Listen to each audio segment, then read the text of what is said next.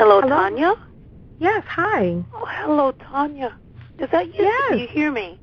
I can hear you. I'm calling all the way from Spain. Oh, well, mucho gusto en conocerte.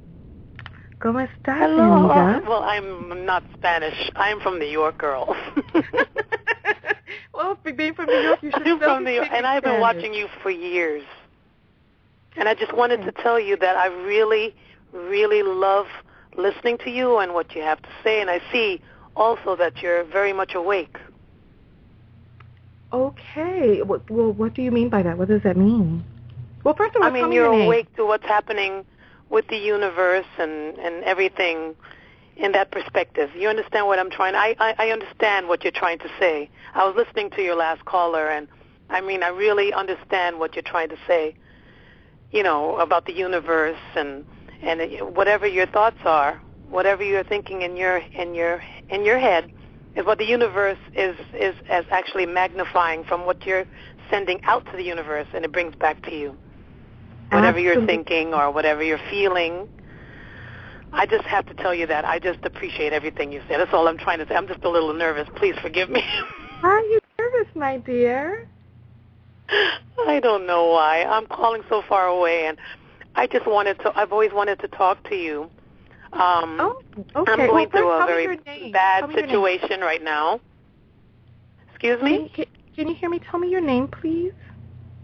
My name is Sharon. Okay, Sharon. Well, very nice to meet And I'm you. calling from Mallorca, Spain. Mallorca. Well, mucho gusto. Mallorca, yes. So tell me, you said you're going Gracias. through a really bad situation right now. So tell us, what's going Extremely on? bad situation, girl. It's horrible. What's the Well, matter? I've been here for 20 years. Mm-hmm. I came out here to actually I'm a professional singer, and I came out here. They have like sort of like a Las Vegas type of show out here. Okay. And I came here to sing, to do a tribute to like Tina Turner, Whitney Houston, that type of thing. Yeah. And I met my husband out here as well. We've been together now for 20 years, and we Okay. had 3 beautiful children. One day he just came up to me and says, I don't love you anymore. Okay. I don't want to be with you anymore. I want you to move out. I want you to leave. And I want you to take the kids to school. It just completely devastated me. Take the kids where? Take the kids to where? Go back home to America. Oh, okay. Okay. Just all of a sudden, just out of the blue, bam. He's a musician now. He travels around Europe singing the blues with a band. And I'm a professional singer as well. And I just noticed like changes in him. I noticed that he never really invited me to sing in his band or do anything with him. I used to sing with him. We used to have a great time together. We had many lovely times together. But things just automatically, literally changed overnight. I don't know what it is. Just changed. In October of last year, one day he just said, I don't want to be with you anymore. I don't love you anymore. I don't want to be with you. I don't want to. It's just, I'm like totally devastated. Okay. I don't know. I don't know what to say. So, yeah, go on. Yeah, let me ask you a question, Sharon. Okay, and I'm getting a feeling that things were not peaches and cream before he said that to you.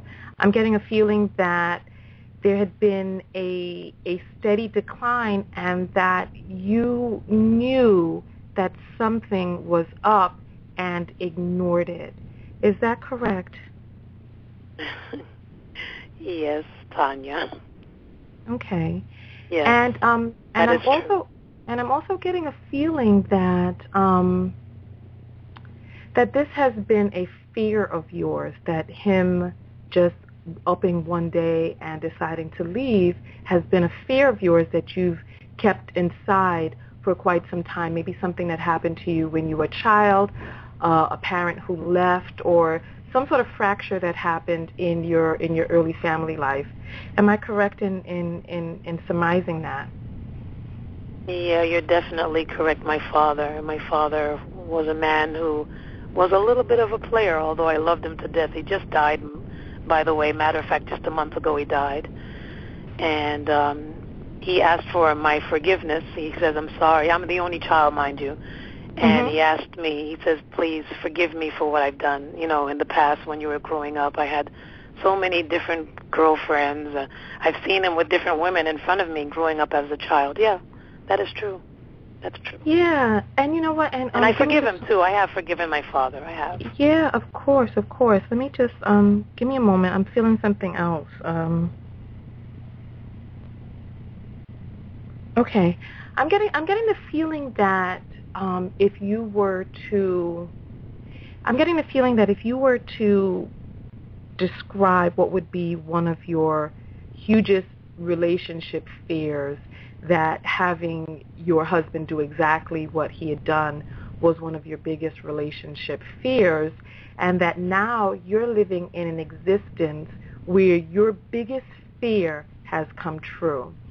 And so what do you do when your biggest fear has materialized into real life?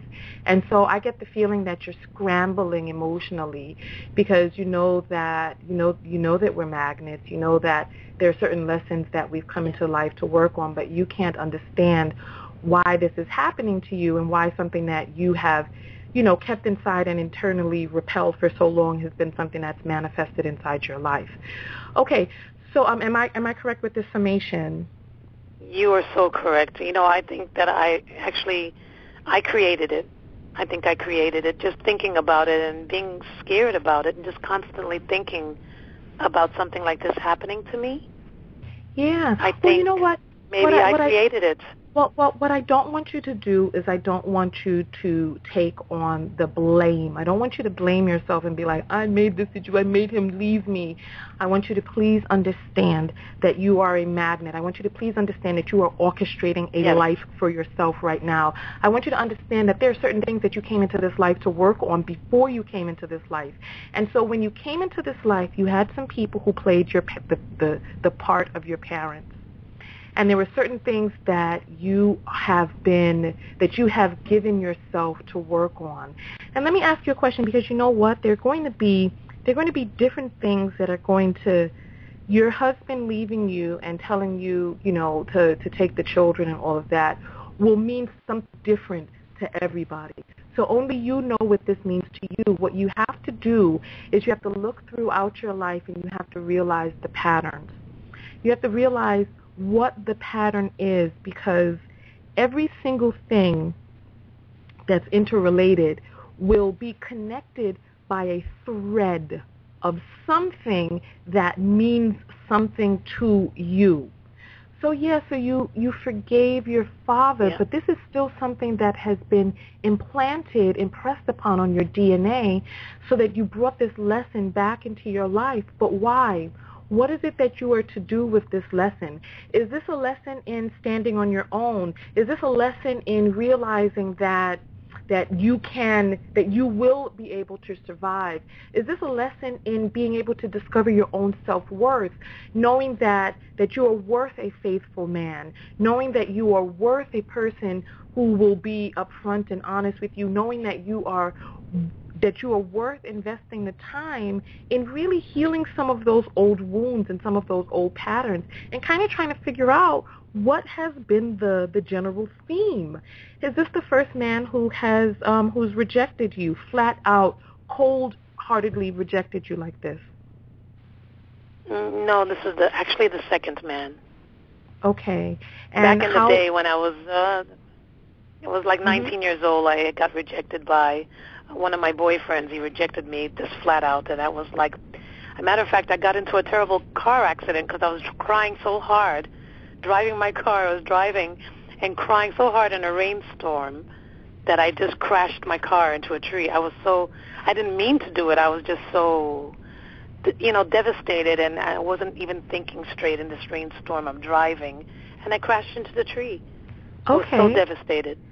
I understand, and I'm sorry that you went through that. Let's talk about your current husband, Sharon.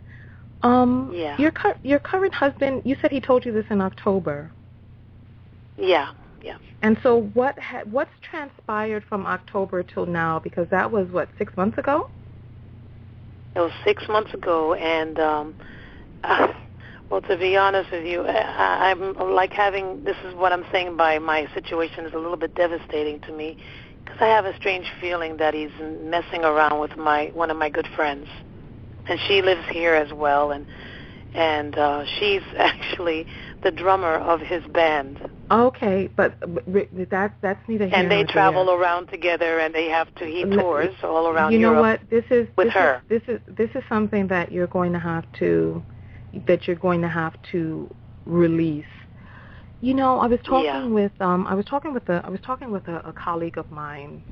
Actually, the person who was the very first phone call, Daniel. I was talking with him about quantum physics and metaphysics, etc. And we were talking about life energy and the splitting of life energy and the direction that a person's life goes in.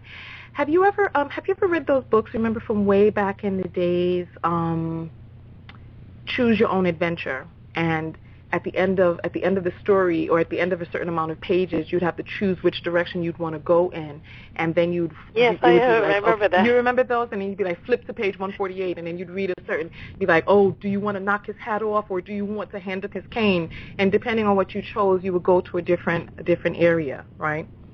Now, just imagine this. Yes, I understand what. Yeah. Just imagine this. Imagine if, in some alternate existence, that your energy is fractioned, and in an alternate existence you're living out a different life from choices that you made differently in this different life. Mm-hmm. Now imagine if you could fraction your energy and be able to, and the thing is that you would not know this other existence, you would not know about this other existence. Imagine if you were able to fraction your energy and live out this other existence. Now imagine how deeply the fractioning of this energy can go if you could fraction your energy and not know yourself when you see yourself, so that you experience yourself through that of other people. So if your husband is a fractioned energy of yourself, what is it that your husband is reflecting back to you that you are experiencing of yourself through this other person of yourself? So take a few moments, forget this drummer and all that other stuff. The relationship that exists between what's happening with the drummer and your husband, or may not, and all this other stuff, you can't drive yourself crazy thinking about that, because that's a portion of his life that he has to deal with, to work on in what he has brought into his life. But in your life, think about what it is that you're learning from experiencing yourself through this man, and what blessing he has given you in your life to be able to confront this issue. Because I have another feeling, and I have a feeling that when your father behaved a certain way in the relationship with your mother, I have a feeling that in your bones, in your gut, there was a certain emotion that came along with that.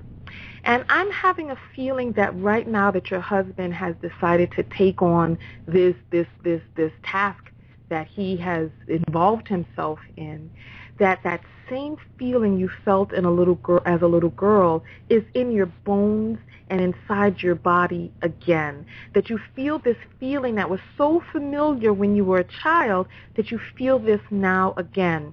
So here you have to ask yourself, what blessing is this teaching me? What blessing is this teaching me? What blessing about my life and about the changes and about the growing and the expansion of myself is this teaching me? Because the last thing I want you to do is one, blame yourself. The last thing I want you to do is blame your husband. What I want you to know, and I want you to focus on, is you being the author of your life. There are no victims here. Okay? There are no victims. Okay. I want you to take some time to think about your spirit, the one that exists. There's a portion of your spirit that is inside of you, but the part of your spirit that sent you here for your lessons, what is the blessing that you have learned from these lessons, and how can you overcome from that? Because this is a theme in your life. And until you address this and until you figure out the blessing in this, it'll replay itself, especially now. Listen, there are things that will try to get your attention. It didn't get your attention when you got into the car accident. You didn't heal that then. You spent the whole life without your father, and then now, he's apologized, and so that's a portion of it, but that's probably lifted up a whole lot of different feelings inside of you. Yeah. Well, yeah, I felt like I've learned a lesson. There's something that life is trying to teach me from this situation. I can feel it. I feel so different from the time that he had told me that. Yeah, so this changed. Everything changed. Take some time and figure out what this lesson means inside your life. Okay, my dear? So thank you so much for calling sweetheart. in, Sharon. I hope that was helpful. Oh, that was so helpful. Thank you so much, Tanya. I've been dying to talk to you. I'm so glad I had an opportunity to talk to you. Thank you so much. I love you, too. Thank you. Bye-bye. God bless you. Yes. Bye-bye. Bye-bye, sweetheart.